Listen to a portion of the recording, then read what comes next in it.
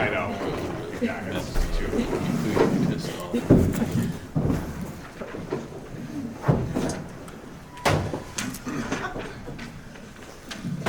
I give Minnesota credit, man. They came in there and came in here and did a fantastic job. I start with the kid, Jaden McDaniels. We had no answer for him to start the game, and the way he started the game offensively helped him get a lot of confidence, as well as helped his team get a lot of confidence. So great game by him. And then they just had other guys like Nas Reed, who's always been a handful of us, step up and play big for him. The kid Jalen Noel came off the bench and played extremely well. And you get those types of contributions, as well as Conley going 6 of 8 from the floor. When you get those types of contributions from your quote-unquote role players in a tough ball game, it makes it tough. But I give them a lot of credit for the way they came out and aggressively took it to us on the offensive end of the floor by scoring. And then defensively, I thought they were really good too. They pushed out on our three-point shooters. Their length is really good. They made us rush quite a few threes that made it tough. And our guys, one thing we did really well was, we only had 2 turnovers in the second half. They turned the ball over a lot, but we didn't get enough ball pressure to force many turnovers tonight, and so they definitely won the possession game because of it. But against this team, we got to get out and run. We can't wrestle with them and go against their set defense like we did as much tonight. Mike, before the game, we were talking about possibility of distractions, how your team handles those things. Do you feel like any of the circumstances of tonight may have played a factor, maybe the anticipation within your group, and maybe take you out of your game a little bit? No, because I feel like they've defended us well throughout most of the year. And I think we beat them once in a double overtime game, and we went small, and Trey hit some threes to get Rudy out the paint. Played a little different, but they've been a handful for us the entire season. So if we face them again, we're going to have to try to figure something out. It's going to have to be more of a defensive-oriented game, because at the end of the day, they're just going to push out on our guys. When you got a 3-time defensive player of the year sitting in the paint, impacting you at the rim. They're going to give up those twos, and we're going to have them at scoring 115 points on 46% shooting. That's enough to win the game. So we're going to have to score twos the way we do, but we're going to have to garner some stops against these guys, especially early, so that they don't have the confidence they had throughout the course of the ball game. The guys have mentioned getting stops, leading to you guys being able to play more with the pace that you want to play. How'd you feel about just the way you guys played defensively, given that the Wolves didn't turn the ball over all that much, and it prevented you guys from playing with that pace you typically play with? I don't think we played well defensively. We played in spurts, and we always talk about getting more consistent. So that's obviously a theme tonight. But what was tough was seeing the way that Jay McDaniel was rolling early in the game. That just gave him and their sense of team an amount of confidence, and it didn't allow us to get out and run, because every time he touched it, he scored. It seemed like in that first quarter.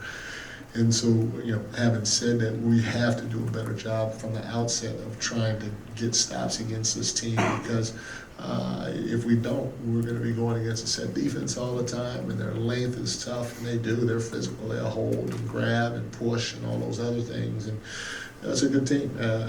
Finch does a fantastic job with those guys. Mike, what do you think of just the energy in the building and the anticipation and the way the fans showed up for you guys tonight? No, I've never doubted our fans. We have the best fans in the NBA. The building is always electric. Guys look forward to playing in front of them. Not even just like a night like tonight. They look forward to playing in front of them all the time because of how electric it is. And you hear from your opponents around the league when they come in here, even the officials, they talk about how the energy here is really unmatched around the league, and so you love that. Hey, Coach, with one of your defensive staples being physicality without fouling, what did you see in that aspect tonight, and what do you need to do to be better there? I know at the beginning of the game we weren't physical at all, and like I said, it's something that across the board we have to get more consistent with. Even our pick and roll coverage. When you're guarding the ball, you hear the call of where to send the ball. And what we're supposed to do is when you hear the call, you're supposed to 1-2 into the body and into the ball. And not many of our guys do that consistently. And Davion does, and Davion's an elite defender. But most times we wait, we get hit, and then we're chasing the ball downhill, and it causes a domino effect, especially how small we are at times on the backside. So, again, it's something we're going to keep working on. It's something we're going to keep preaching. But we have to somehow try to do it, not just in pick and roll situations. The kid, James McDaniels, just drove at us and we kept backing up and trying to stop him at the rim. He's 6'10", it's going to be hard to do that. But those types of things, getting up into the ball and being physical at the point of the ball, so he doesn't have the ability to get downhill, and then it's a challenge at the rim that we're probably not going to win because of our size. So those are types of things that we're going to have to do a better job of, is getting up into the ball with better ball pressure, being more physical, and not allowing any blow-bys in order for us to be able to defend at a higher level. Mike, you mentioned the rushing threes maybe early on. You mentioned rushing some of your three-point shots early on offensively. You guys only made 5. I think that's the lowest you had all season. What do you make of just the shooting from 3 tonight? And was any of that self-inflicted, or was most of it Minnesota's defense? Oh, no, you got to, like I said, you give Minnesota credit because they, with Rudy Gobert, they kind of defended us how we used to defend people when I was in San Antonio. We had 10 Duncan and David Robinson back there. They push up, and force these guys to drive into Tim or David, and that's what they did tonight. They screw it. If we're going to give up a 2, we're going to give up a 2.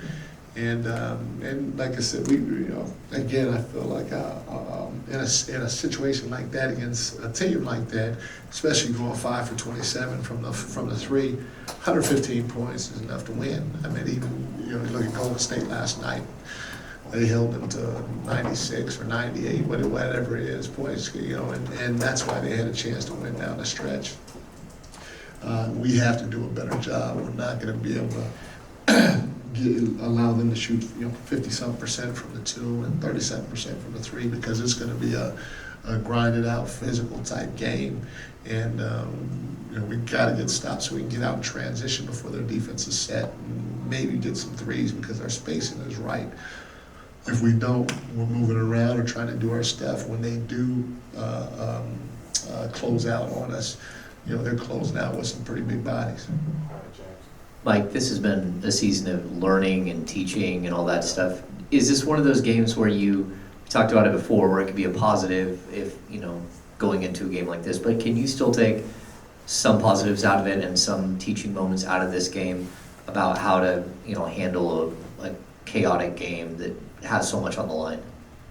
I'm a firm believer, win or lose, you can always take things away from a ball game, and it wasn't everything. I mean, shoot, in the second half we had 8 turnovers in the first half, or 7 or something like that. In the second half, our guys went out there and they had 2 turnovers. So there were some things. We had 17 second chance points, I think. There were some things that we did well. You think back to the game, and guys were diving on the ground, coming up, trying to fight for loose balls and all that stuff. And in some of our fouls, I felt we fouled the right way. So there are some things we could take away from this ball game, but I know against that particular team in the Timberwolves, we're going to have to be more impactful defensively than what we were tonight, and not allow guys like especially the role guys. James McDaniels started 6 for 6 from the floor, or whatever he started. He's their leading scorer at 20 points a game. You get a guy like that. That's no knock against him, but that's how hard it is when you have 1, 2. You've got 7 guys in double figures. With him being your leading scorer. And I thought Noel played well, and then Reed. And So what that means, in my opinion, especially the way that they're defending us, is we keep doing what we're doing offensively, keep taking the 3 ball if it's there, but we just have to find a way to generate more stops and make the game a little harder for their role players, so their role players aren't shooting 55, 65, 70% from the floor against us while getting double digits. We're good, guys. Thank you, guys.